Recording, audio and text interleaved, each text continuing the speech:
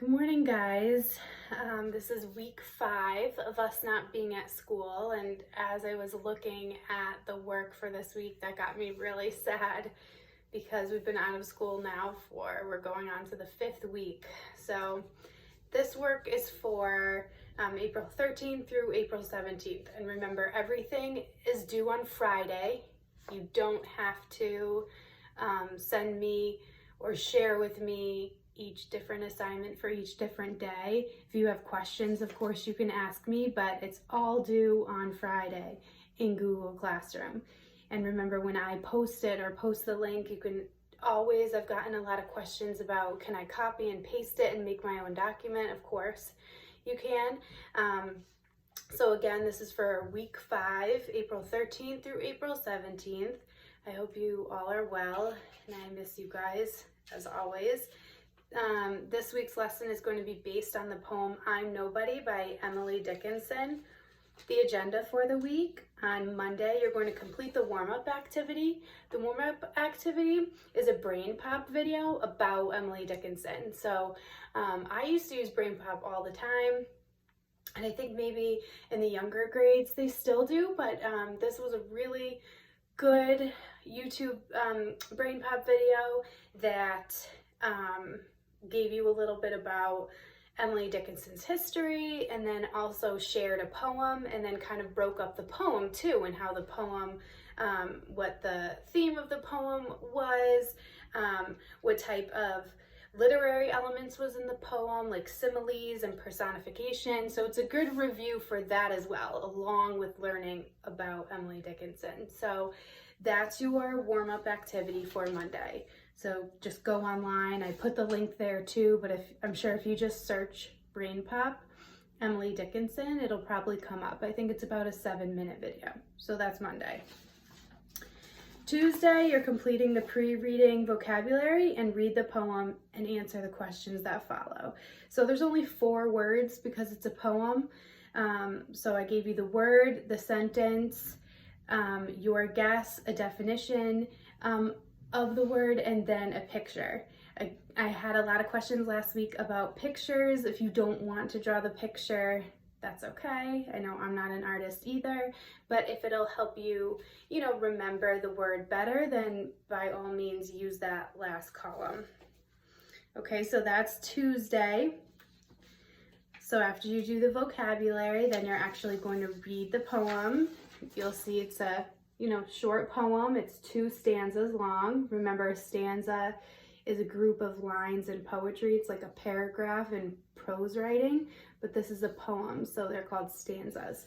So it's 2 stanzas long. You read that. And then also on Tuesday, there's 4 questions for you to answer. Okay, that's it. Very easy, just 4 questions about your initial thoughts on the poem. And it actually asks you for these 4 questions to read the poem a 2nd time and a 3rd time. Remember, when you're reading something or when you're reading something multiple times, you're getting deeper into it, and you're allowing yourself to think about it more, and you're maybe seeing something there in the 2nd and 3rd reading that you didn't catch in the 1st. So especially with a poem, of course, longer pieces you wouldn't do multiple readings, but a poem you can. So for each question that's there, it asks you to reread the poem and then think about something again. Okay, so that's Tuesday. Wednesday, you're going to paraphrase the poem. Paraphrase, remember, is when you read something and then you're writing it in your own words to help you understand it better. Sometimes poems can be tricky, right? They have a hidden meaning or message that's not necessarily right there in front of you, and you can have a different perception and gain something different from a line of a poem that somebody else did while they were reading it. So this paraphrase, this is on Wednesday. You're paraphrasing using this chart. It's all based on your feelings from it, right? And what you're getting from it. It's your paraphrase, okay? In your own words. Thursday, you're answering comprehension questions and further discussion questions. So this is you know, if you had a poem on an MCAS test, these would be the types of questions that you would answer.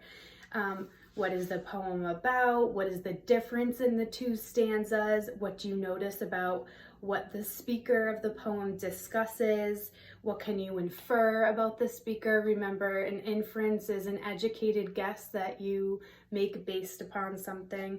And then what questions do you still have? So some of them are, you know, opinion questions, especially the further discussion questions.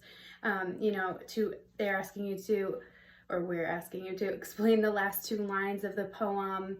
Do you agree or disagree? So the first set of questions, the comprehension questions, are more like MCAS type questions, and the second type of questions are more based upon your opinion of the poem. And then finally on Friday, you're identifying the literary elements and the overall construction of the poem. So Friday, you're looking at a figure of speech. So you're looking at how the poet uses a simile. Remember, a simile is a comparison of two unlike things using like or as, or what imagery they use. Remember, imagery is that, you know, we usually call it sensory imagery, right? What can you really picture in your mind about what the poet is talking about? So, you know, if you can taste or smell or really visualize it. Okay, so that's Friday, and you're finishing up with looking at the rhyme pattern of the poem. So does the poem rhyme, and how does it? What do you notice about the punctuation of the poem, or how long each line of the poem is? Remember, poets can be kind of creative with the way that they even write out the poem, whether they use punctuation or whether they don't, or how many words they put into a line. So that's how you're going to finish up on Friday. Again, as always, if you have any questions, you can email me or message me during school hours and I'll answer. We're trying, sometimes I get messages at 8:30 at night and, you know, I'm getting into bed or I'm putting Carter to bed, so I obviously can't get to those, but I will, you know, answer questions that you guys may have during school hours. I'll have another Google Meet on Monday, and then again on Thursday I'll come back to YouTube. I'll make another YouTube video going over some of these answers, and I'll have another Google Meet on Thursday too at 12:30, right? Those are the times. And I'll try to link it. I know some of you ask, can you just link the Google Meet on Google Classroom? We're just learning how to use Google Meet because we use Zoom, so I'll try to do that too to make it easier. All right, I guess that's it. So I'll see you guys either at the Google Meet, or again, I'll be doing this again on Thursday. All right, bye guys.